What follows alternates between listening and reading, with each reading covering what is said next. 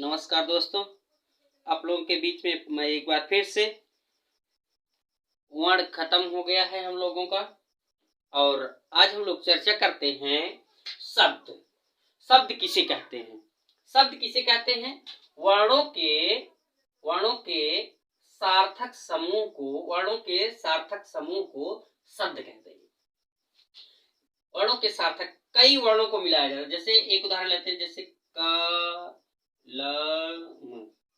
कलम। तो एक वर्ण, दो वर्ण, तीन वर्ण, वर्णों के सार्थक समूह को शब्द कहते हैं। कई वर्णों को जब मिलाया जाए और उसका सार्थक अर्थ निकले, ऐसे को क्या कहते हैं? शब्द कहते हैं। वर्णों के सार्थक समूह को शब्द कहते हैं। मुझे विश्वास है कि आप लोगों की समझ में आ गया होगा। तो जानते रहिए, वर्णों के सार्थक समूह को शब्द कहते हैं। अब प्रश्न उठता है कि शब्द कितने प्रकार के होते हैं। तो हम लोग अपने सिलेबस के अंतर्गत दो ही पढ़ते हैं। आइए चर्चा करते हैं कौन कौन से हैं। तो जानते रहिए, पहला है व्युत्पत्ति। व्युत्पत्ति या बनावट के आधार पर, बनावट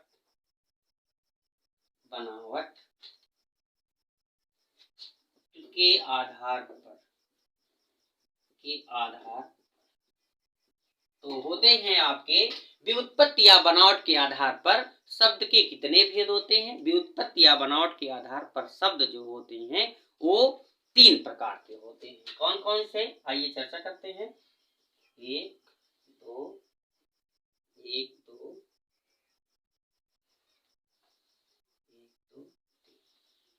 पहला होता है रूढ़ शब्द, रूढ़ शब्द।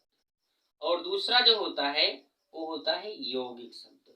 और तीसरा जो होता है आपका योग रूढ़। तो व्युत्पत्ति या बनावट के आधार पर शब्द के तीन भेद होते हैं। कौन कौन से? रूढ़ शब्द, यौगिक शब्द और योग रूढ़।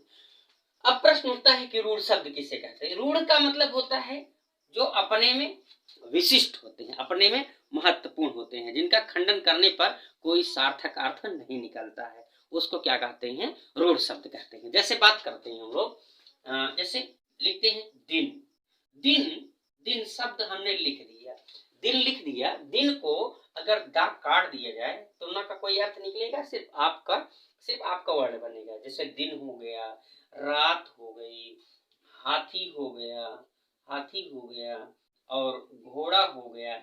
ऐसे शब्द जिनको तोड़ने के बाद उसका कोई सार्थक अर्थ नहीं निकलता है, उसको रूढ़ कहते हैं। रूढ़ का मतलब होता है विशिष्ट। आगे बात आती है यौगिक किसे कहते हैं? जो दो से मिल करके बना होता है। जैसे हम लोग बात करते हैं, यौगिक का मतलब होता है जोड़ा। जैसे अलग अलग करने पर इसका सार्थक अर्थ निकलता है। जैसे पाठशाला। अगर हम लोग अलग अलग कर देते हैं, पाठशाला को अलग करते हैं, तो पाठ अलग हो गया, पाठ का मतलब हो गया आपका पाठ, और शाला का मतलब हो गया आपका स्थान, पाठशाला। तो दोनों का अर्थ निकल रहा है, पाठ का भी और शाला का मतलब। और रसोई घर जैसे लेते हैं, रसोई घर। तो रसोई का भी अर्थ होता है, घर का भी अर्थ होता है। तो संज्ञा, सर्वनाम, विशेषण के जितने भी शब्द होते हैं सब आपके जो है यौगिक कहलाते हैं। आइए और एक आध उदाहरण मिल जाए तो, जैसे कि मानते हैं कि राजमाता। जैसे राज का मतलब होता है राज की, माता का मतलब होता है माता। आइए अब हम लोग चर्चा करते हैं योग रूढ़ के विषय में। योग रूढ़ किसे कहते हैं? योग रूढ़ वह शब्द होते हैं जो रूढ़ तो होते हैं लेकिन विशिष्ट होते। इसके लिए एकदम शॉर्ट ट्रिक है, एकदम शॉर्ट पहचान है। क्या? जो अपने में विशिष्ट होने के साथ साथ जो शब्द विशिष्ट होता है, जैसे कि जो ईश्वर से संबंधित होता है। यूं कह सकते हैं कि बहुब्रीहि समास के जितने उदाहरण मिलते हैं सब योग रूढ़ होते हैं। जैसे जलज, जल में जन्म में उत्पन्न होने वाला। जैसे पीतांबर, पीला है अंबर जिसका। जैसे दशानन, ठीक है।